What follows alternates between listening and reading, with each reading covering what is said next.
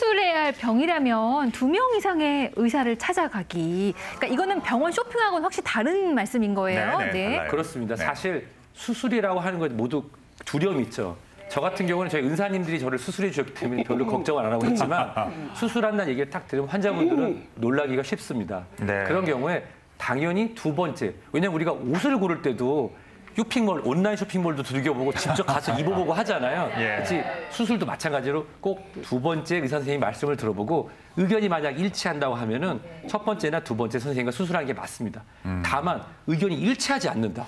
일치하지 않을 경우에는 상급 의료기관 3차 병원, 종합병원에 가셔서 마지막 한번 얘기를 들어보시고 최종적으로 결정하시는 것도 늦지 않다고 생각합니다. 그러니까 이제 3차로 간다는 것은 그러니까 어떤 그 보수적인 결정이 내려지기 쉽기 때문인가요? 맞습니다. 대학병원이나 상급 종합병원은 연구를 위주로 하는 기관이기 때문에 어떤 상업적 목적에 휘둘리지 않고 방금 말씀해 주신 것처럼 보수적이고 교과서적이고 그다음에 우리 전 세계적으로 표준화된 수술 방법의 기준에서 권하기 때문입니다. 알겠습니다. 그러면 그 이제 환자 입장에서도 뭔가 좀 수술을 앞두고 준비를 해야 뭐 이제 잡음이 없을 것 같은데요. 어떤 걸 준비해야 될까요? 네, 그 의료사고를 예방하기 위해서 우리가 준비해야 될 것들이 있는데요. 우선 보시면 해당 치료법의 부정적인 결과를 알아보고 결정하자입니다. 모든 시술에는 그 치료 효과도 있지만 부작용도 있거든요. 그 부작용이 1% 미만이라 하더라도 나한테 발생했을 때는 100%예요. 그렇기 때문에 가능성이 별로 없다 이렇게만 들으시고 결정하지 마시고 나한테 발생할 걸 대비해서 좀 신중하게 생각해 보시고 결정하는 것이 좋습니다. 그리고 두 번째로는 최신 검사 수술, 신약은 득실을 따져보고 신중하게 결정해야 됩니다. 이렇게 최신 어떤 시술 같은 경우에는 의료기관한테는 비급여기 때문에 수익에 도움이 되지만 이게 효능이 입증이 되지 않은 경우들도 있어요. 그렇기 때문에 이렇게 권유를 하더라도 좀 더 신중하게 생각해 보시고 결정하신 것이 좋습니다.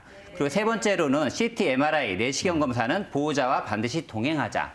그 CT와 MRI 같은 검사를 할 때 부작용이 있을 수도 있어요. 우리 아나필락틱 쇼크라고 하는데 알레르기 반응이 일어날 수도 있거든요. 그런 경우에는 보호자가 빨리 이야기할 수 있도록 보호자랑 같이 가는 것도 굉장히 중요합니다. 그리고 마지막으로는 병원 치료와 함께 다른 치료 병행할 때는 주치의에게 알려줘야 됩니다. 예를 들자면 우리가 어떤 약물에 있어서는 약물을 2배로 먹는 경우에는 문제가 발생할 수도 있거든요. 그래서 내가 지금 다른 치료를 받고 있어서 약물을 복용하고 있다고 한다면 내가 어떤 약물을 복용하고 있는지 해당 주치의한테 설명을 미리 해주는 것이 굉장히 좋습니다.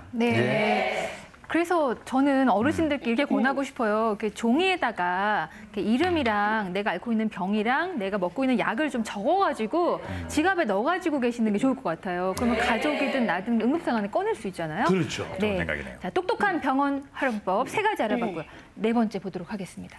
응급실을 꼭 가야 한다면 단골병원 응급실을 가라네요. 만성질환으로 본인의 질병을 치료받고 있는, 예를 들어서 고혈압, 당뇨, 이상지질증, 갑상선 기능 저하증 등 지병이 있는 경우라고 하면 치료받던 병원에 가시는 게 맞고요. 만약 건강하신 분이라고 하면은 본인이 건강검진을 받았던 의료기관에 가는 게 좋습니다.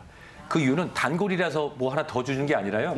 내가 가는 그 순간부터 나의 모든 기록이 준비되어 있기 때문에 더 빠르고 적절하게 치료가 진행할 수 있기 때문입니다. 아무래도 이제